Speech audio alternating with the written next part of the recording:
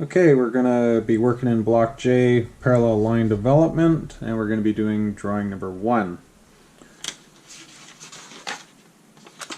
So we're going to go to page 2 here, the truncated rectangular prism. That's what we're going to be drawing first. It also shows a step-by-step on the way through for this one. I'm just going to take this one out of the book.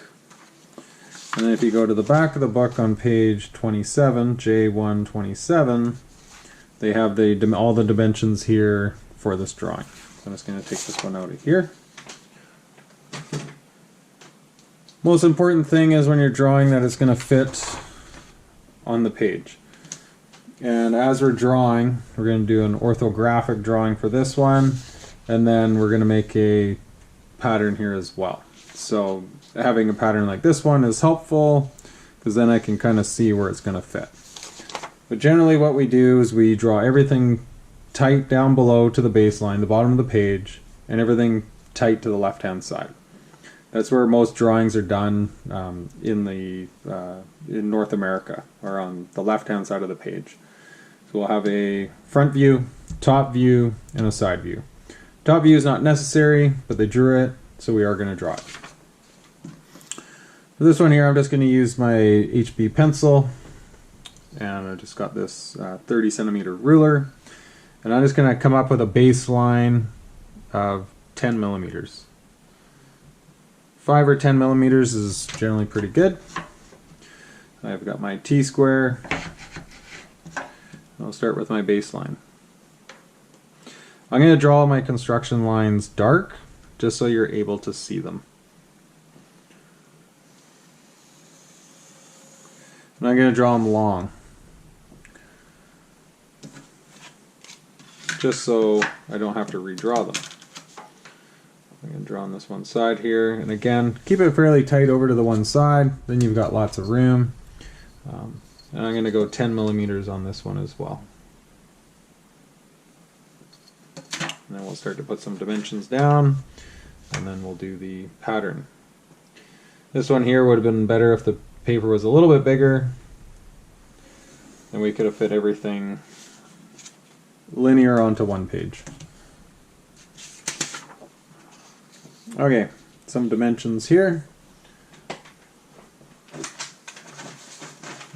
And also I've drawn this on AutoCAD because that's where I have my patterns from as well, but these are the same numbers, so we'll go with these.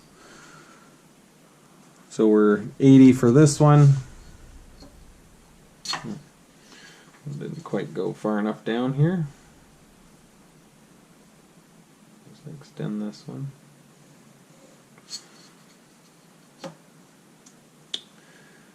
We're going to go 80. Also, there's a mark at 35, so we'll do some uprights from that. The right side view, generally we try to keep everything fairly tight as well. So we're going to leave 10 millimeters in between our objects. So 10 millimeters, and it's 60. So we'll go to 70 there. Just double check to make sure. Now this thing here, as you can see, this drawing is not to scale. This shows 80, that shows 60. Obviously there's no way that's to scale.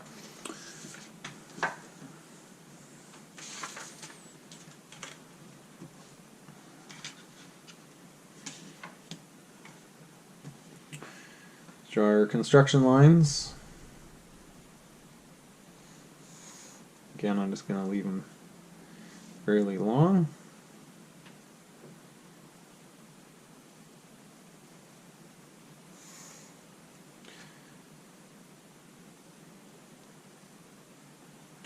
Sometimes there's shadows that get in the way. You just navigate around that or get some better lighting. There we go. And we're just going to need some heights. So we're 60 up on the first one.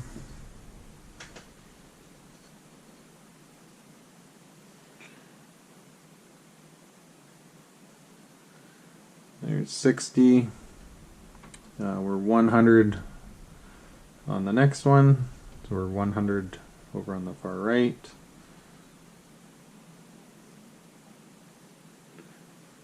Oh, and I think I did a mistake. The first one is actually 80,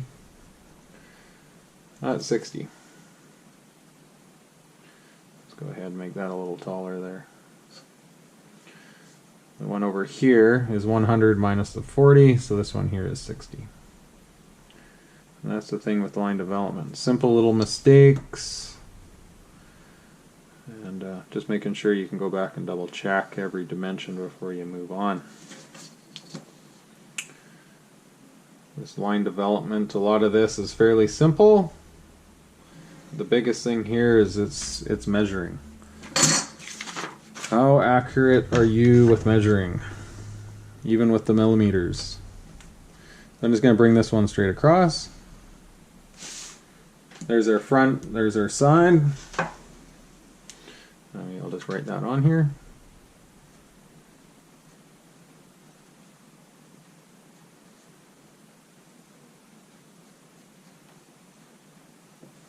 And we'll do our top. We'll just come up 10 millimeters on this one.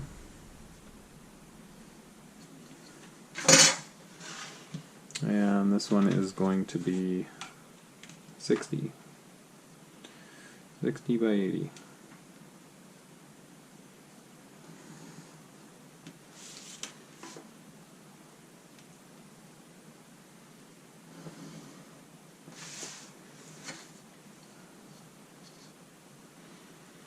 And 60.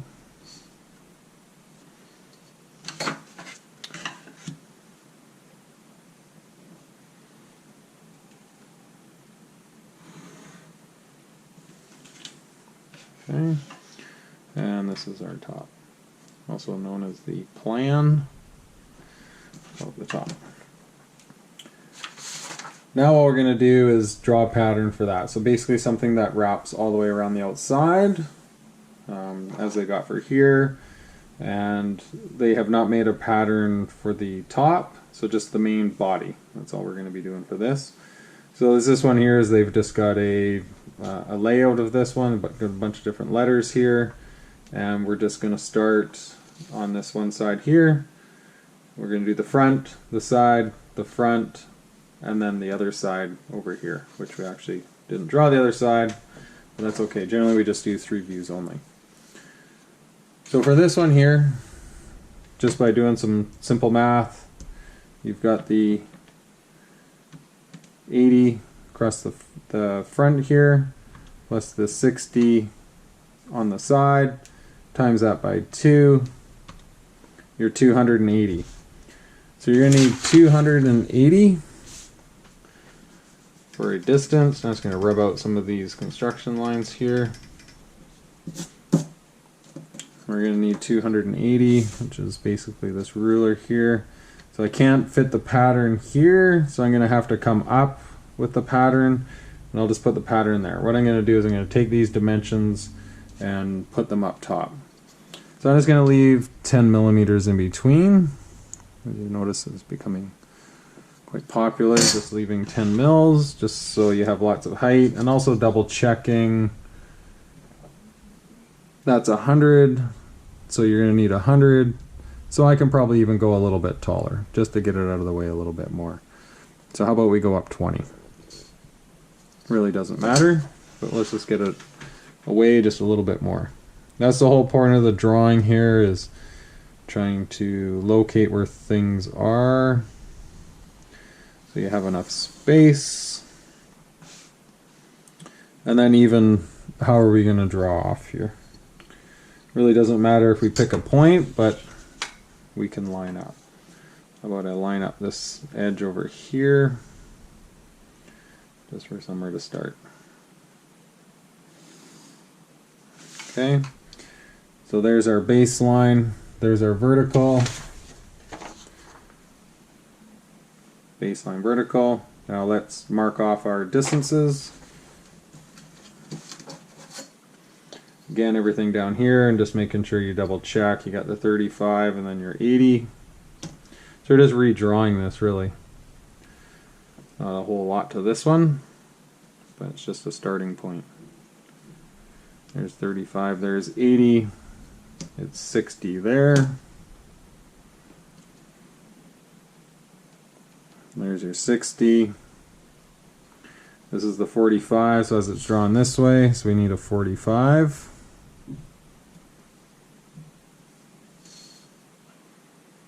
And that's the 80, so then we got the 35 that's left over. So one mistake, as you can see, that I'm doing here is I'm measuring relative instead of absolute from 0. So you're going to see some compounding errors. So 80, there's your 60, there's your 35, there's your 80 from there, making sure you're lining right up. And then you're just going to need your other side, so another 60, 10, 20, 30, 40, 50, 60, 280. Right there. You should always measure from 0, otherwise you're going to compound your error all the way up. That's why I just stopped to check that.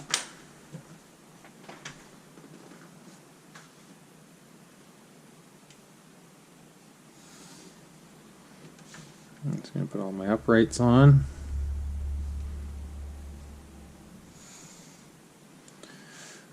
Again, it's always straightest when you pull the pencil down and you rotate that pencil as well. Just keeps it sharp.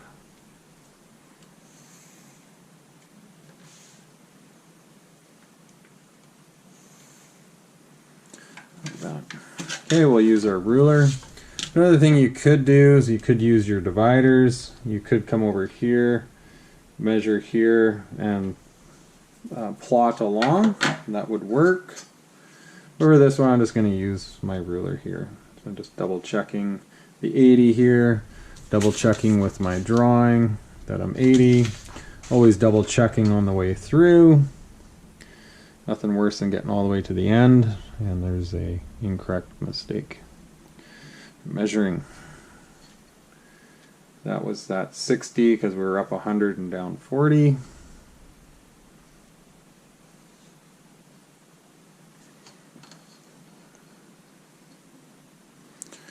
It's up 100. Be straight square across. Don't need to mark the 100 because I could just come square over. That will be the same as this one here. That's at 60. And we were going to be that 80 on the other side. So we're just doing the opposite. Just the mirror image to that because we're coming around to the back. And then the 80 over here again as well. Okay, let's connect the dots here. And again, just a little dot there will do, just to be able to locate that. Again, just that down. We're just going to connect all the way through.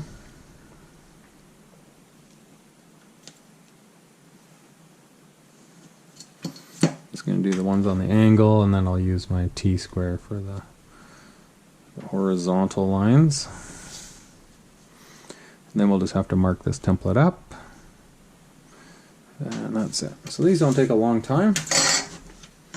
Again, it takes me a little bit longer because I'm just talking on the way through here. And sometimes I get just a little bit off here as well, just because I'm a little ways away from the paper, just because I got my camera in here, got my GoPro, so it gets in the way a little bit, and it's really hard for me with the shadows here as well, just to try to make that as clear as possible. Okay, so we're going to mark this up here now. So we've created that. And the markup, I've just created this quite a few years ago. I'm going to put your name on it, the date. So again, you can just put it in a nice open area there where you can see it. So put your name there. Just put today's date there.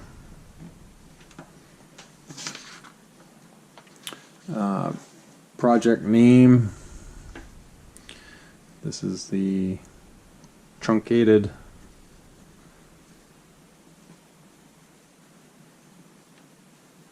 prism.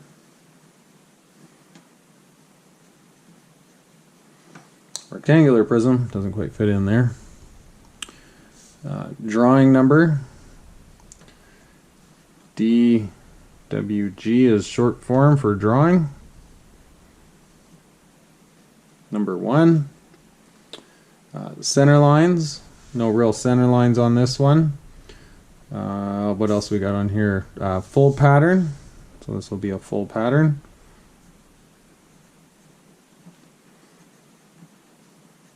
Full pat for short. Center lines, bend lines. So for the bend lines, what we do is we do little diamond shapes like this. That indicates a bend line.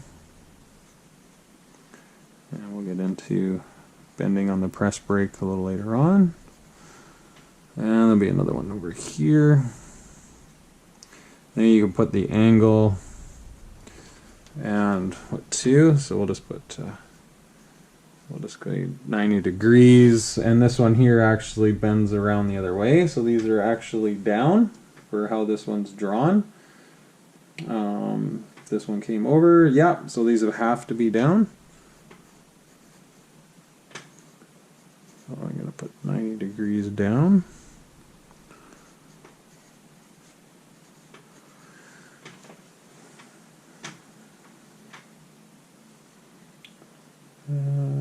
I guess actually we could have bent that up and then moved it over to this side, so up, down. Just trying to think if you could have rotated. Yeah, could have rotated that one, could have went that way. So that would, up or down, it actually work for that one, either side. Okay, so bend directions, no quarter marks, shear lines, burn lines. So this will obviously be a shear line. So we're pretending we're laying this out on a piece of material. This is a pattern, shear, and you're not going to be able to shear this, right? So this will have to get burnt or cut with another method than the shear. Shear, shear, shear. Construction lines to be light. I tried to leave mine dark so you can see. And then darkening your object lines, trying to make everything singular. So no double lines, so when somebody can just go ahead and cut this out. Okay, so we're all fully identified over here. I've left the title block off just for simplicity. All the information is right in here, and this really has to do with the pattern. So like I said, this pattern development, that's kind of what we're doing. And then you'll be able to print yourself off a pattern off the D2L there. And again, just stick that up to the window or however. This one here probably should have been over there, but you kind of get the idea here on the length. Pretty easy to check. Pretty that you've measured everything correctly. Generally at the school, we just have the one pattern up front. Everybody goes up to the light board and just checks on the light board how their measuring did and everything like that. So that's the drawing number one. Like again, pretty simple, pretty basic here for this one, but that's a start. Okay, good. Thank you.